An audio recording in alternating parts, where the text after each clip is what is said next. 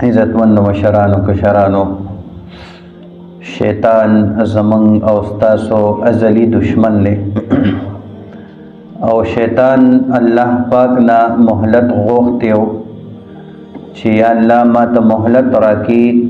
تر ورځ د قیامت پورې چې زستا دا بندگان گمراه کړم. اکثر زمانه کې د شیطان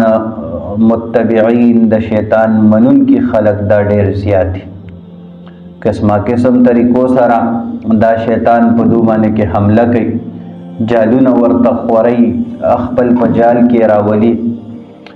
عزیزانو محترمو چې موږ او تاسو لږ د حقیقت په نظر سره وګورو، دې شیطان چا سره تر اوسه پورې مرګرتیا نه ده کړې. په دنیا کې ورپسې لګېدلي، خو د مرګ په وخت کې دا شیطان ټول خلک همدغسې پرېږدي، به یار او مددګار او بیا ورله سات نه ورکوي. د ده ډېر زیات جالونه دي، قسمه قسم جالونه دي چې د هغې په ذریعې سره دا خلک خپل طرف ته راړي، دا خلک خپل طرف ته مائله کوي. یو د شیطان جال،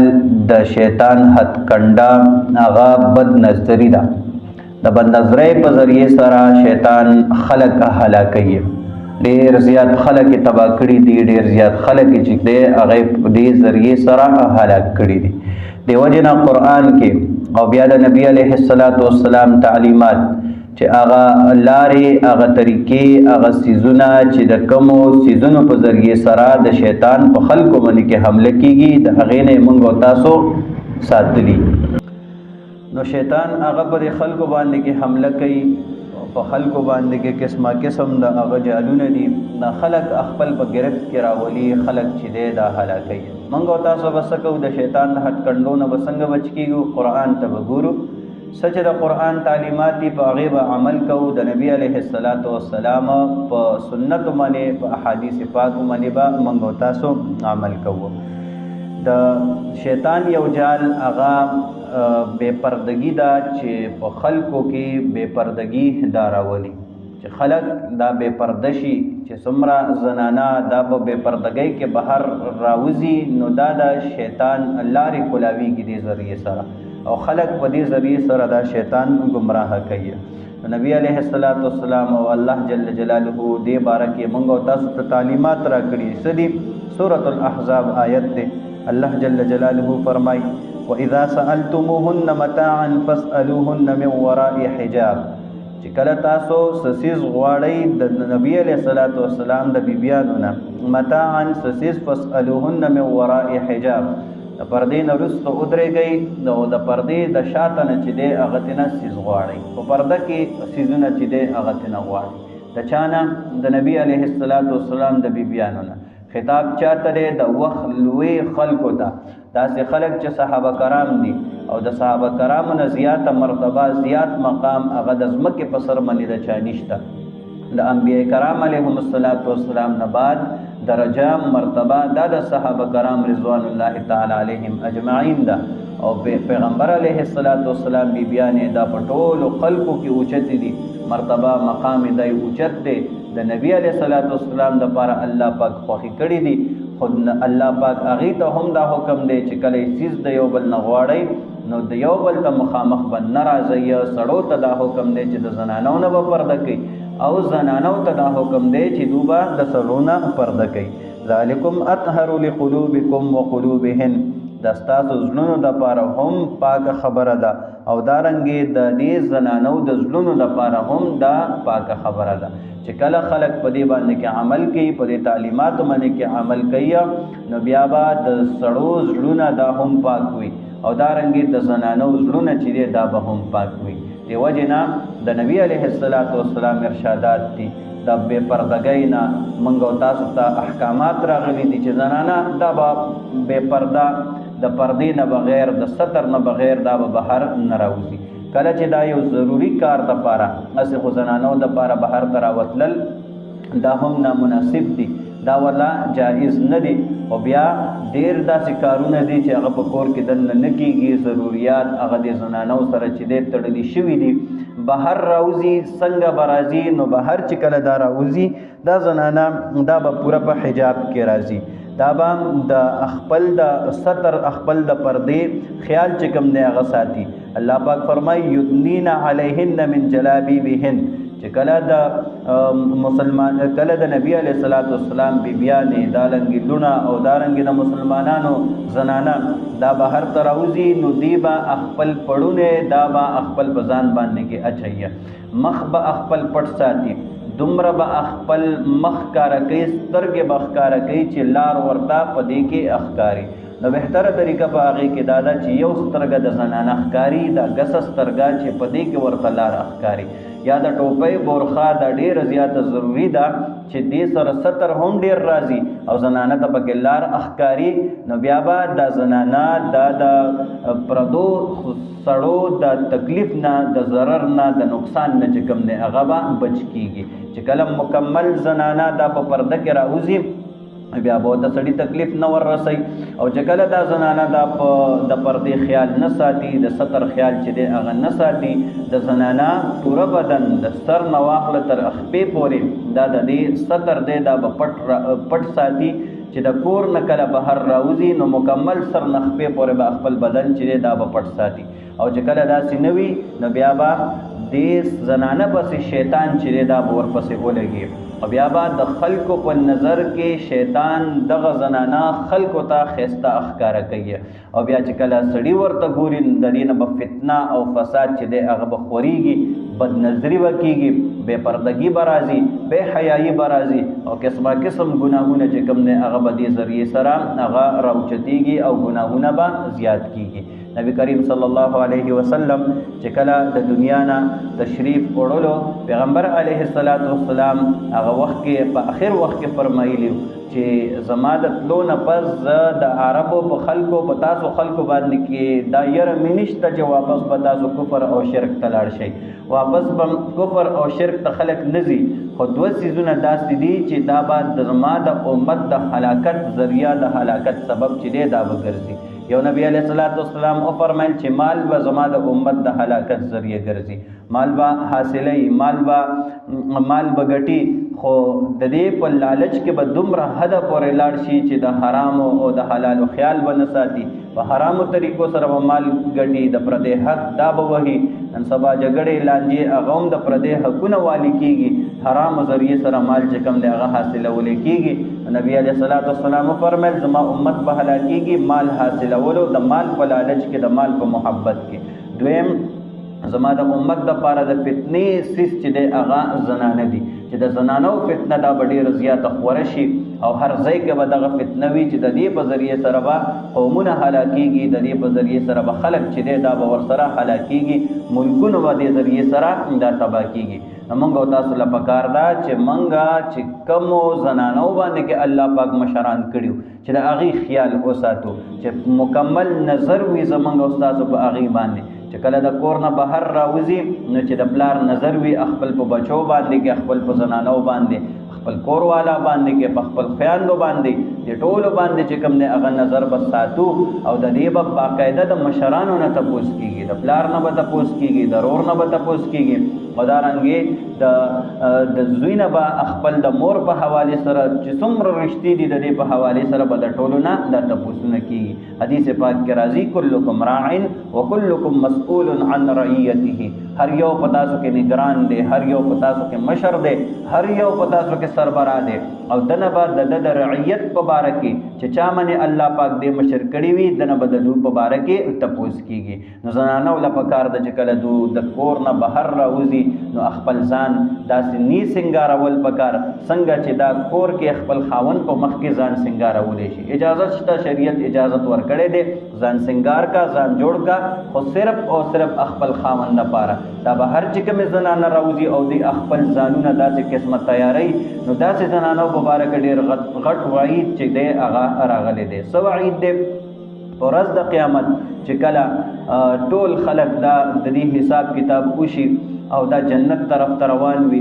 نو د جنت د خوشبو داسې ده چې کله جنتیان ترې لرې وي، 1500 کاله د جنت نه لرې وي، نو دې خلکو ته به د جنت خوشبو دا را روانه شي. جنتیانو ته به د جنت خوشبو راځي، حالانکه جنت به ډېر زیات لرې وي، 1500 کاله سفر به وي، مزل به ورته لا پاتې وي، خو دوه قسمه خلق به داسې وي چې دی باندې که به دا د جنت خوشبو دا نه لګي، د جنت د خوشبو نه به دا محروم وي. یو قسمه هغه خلق به وي چې چاله الله پاک عہده ورکړي وي، مرتبه ولا ورکړي وي، مقام ولا ورکړي وي، یو سرکاري سیټ ورته ملاو شوی وي او دې لګیا دی په خلکو باندې کې ظلمونه کوي، ناحق خلکو له سزاګانې ورکوي، چا جرم نه دی کړی، زیاتې نه دی کړی او دې بې ګناه کس راونیسي سزا ولا ورکوي. حدیث پاک کې راځي نبی علیه الصلاۃ والسلام فرمایي چې دې کس باندې کې به د جنت خوشبو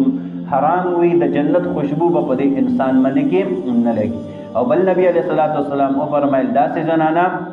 چې هغه کله د کور نه بهر راوځي او د پردې خیال نه ساتي او دارنګې د صدر د پټولو خیال نه ساتي، خپل ځان سنګاري، مائلات ممیلات، داسې زنانه وي چې نور خلکو ته مایله کېږي او نور سړي نور خلک خپل ځان طرف ته مایله کوي، نو په دې زنانو باندې کې به د جنت خوشبو حرام وي. الله جل جلاله به دا زنانه د جنت د خوشبو نه چې کوم دی هغه محرومه کوي، سخت نه سخت سزاګانې به ورته ملاویږي. داسې زنانه چې کوم خپل د سر ویښته نه پټۍ بهر راوځي، ابراهیم علیه السلام چې کله په اور کې اچو نو هغه خلک دی هغه لاچار شو، طریقه ورته نو معلومه مشرکینو ته چې موږ څنګه ابراهیم علیه السلام په اور کې واچو، ځکه چې اور ډیر زیات نږدې و، ډیر زیات تیز اور و او نږدې ورته څوک نشي ورتلی او چې څوک نږدې ورتله سوځېدو پکې څنګه اوس واچوو. نو شیطان ورته طریقه وښودله، یو ټال جوړ کړي، په ټال کې ابراهیم علیه السلام کېنوئ او بیا دې ټال له دیکه ورکوئ، نو د ابراهیم علیه السلام به لاړ شي، په اور کې به وغورځېږي. ټاله جوړ کې ابراهیم علیه السلام پکې کېنو، فرشتې راغلې تا پړي کلک ونیول، اوس څوک ټال نشي خوځولی، اوس څه چلو کو؟ شیطان ورته بله لار وښودله چې فرشتو نیولې ورشي داسې زنانه راولي چې د سر ویښتې اښکاري، ویښتې اښکاري چې کله هغه زنانه راوستې د رحمت فرشتې د هغه ځای نه لاړلې، د هغه ځای نه وتښتېدې، نو ټال یې دیکه ورکه، ابراهیم علیه السلام اور کې لاړو او غورځېدو، خو الله جل جلاله حفاظت وکړو په اور کې خپل د پیغمبر او ابراهیم علیه السلام بچ وساته. د دې نه دا خبره معلومیږي چې کومې زنانه بې پردګي کوي، د سر ویښته نه پټوي، دا په صدر کې راځي او دا یې اښکاري، هغه ځای ته د رحمت فرشتې نه راځي، د عذاب والا فرشتې راځي، خو د رحمت فرشتې دا په دغه ځای باندې کې نه راځي. نو د کومو زنانو د سر ویښته چې اښکاري، خصوصا د مانځه په حالت کې مونځ نه کېږي ورسره، ځکه چې دا ویښته دا په صدر کې راځي، دا په پرده کې راځي، خامخا به دا پټوي. که مونځ یې شروع کو، د مونځ په دوران کې یو ویښته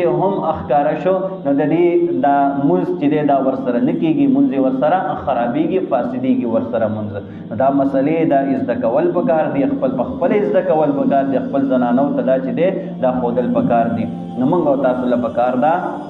چې پرده دا په صحیح طریقې سره کوو. زنانه چې کله بهر راوځي خوشبو به دا نه لګوي، ځکه نبی علیه السلام فرمایي چې کله دا بهر ته راوځي نو شیطان دا د دې په تعقب کې شي، شیطان ورپسې ولګي او شیطان د دې په ذریعې سره فتنه فساد چې کوم دی هغه خوروي. نبی علیه السلام فرمایي زنانه به داسې خوشبو نه لګوي چې هغې نه هغه خوشبو خواوشا خوره شي، په خلکو باندې کې دغه خوشبو ولګي او داسې خوشبو به لګي چې د هغې رنګ وي، نکریزه شوه په کور کې دننه لګولی شي، نور داسې قسمه خوشبوګانې شوې چې خپل خاوند دپاره دا لګوي چې بهر خلکو باندې کې د هغې بوی نه لګي، لګولی شي. او پیغمبر علیه السلام فرمایي سړی به داسې خوشبو لګوي چې د هغې بوی په خلکو باندې کې لګي خو رنګ هغه نه جوړوي. نو داسې قسمه سنګارول ځان د شریعت په حدودو کې دننه جایز دي. هر یو طریقه موږ ته نبي علیه السلام ښودلې ده، که د غیرو په طریقو باندې که موږ او تاسو زو موږ وي چې په دې کې سکون دی، نو ورشئ چا چې په کوم ملکونو کې دغه قسمه فحاشیانې دي،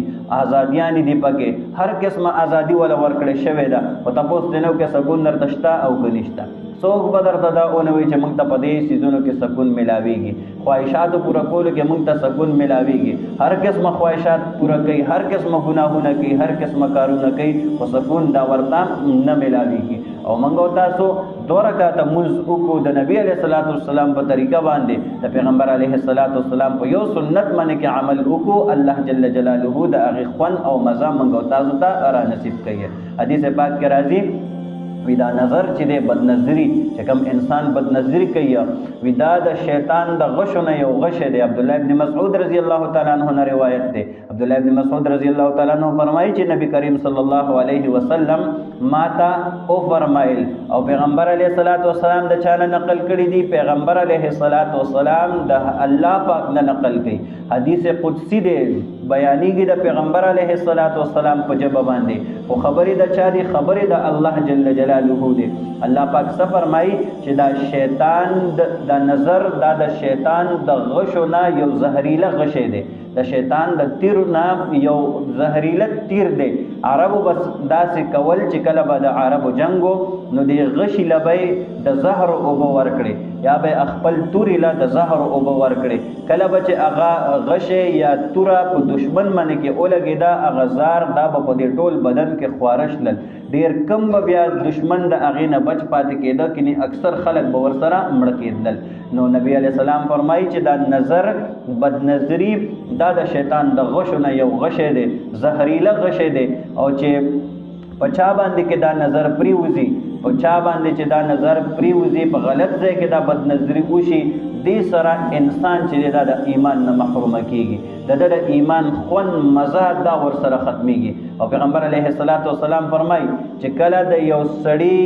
مخې ته یو غیر محرم زنانه راغله داسې زنانه راغله چې د ده نه پرده جایز ده او د دغه ټیم کې خپل په نفس باندې کې کنټرول وکړه خپل په خواهشاتو باندې کې کنټرول وکړه او دغه بدنظري د ونه کړله پیغمبر علیه السلام د الله پاک خبره را نقل کړي چې الله جل جلاله فرمایي چې کله د خپل ځان وساته نو زه به د ده په زړه کې د ایمان یو خوند یو مزه واچوم دا سړی به خپل په زړه کې د ایمان خوند او مزه چې کوم دی دا وګوري فوراً به ورته الله پاک د ایمان خوند لذت مزه چې کوم دی هغه ورکړي نو د الله جل جلاله په طریقو کې سکون په احکاماتو کې سکون دی د نبی علیه الصلاۃ والسلام په طریقو کې چې کوم دی هغه سکون دی په دې باندې کې تلل پکار دی زنانه دا به پرده کوي دا د پلار نه پرده نشي کولی دا د رور نه پرده نشي کولی دا د خاوند نه پرده نشي کولی دا د زوی نه پرده نشي کولی دارنګې د واره نه د خورۍ نه د دې نه دا پرده نشي کولی شریعت ورته اجازت ورکړی دی چې د دې سړو په مخ کې خپل مخ ښکاره کا خپل لاس ښکاره کا خپل خپه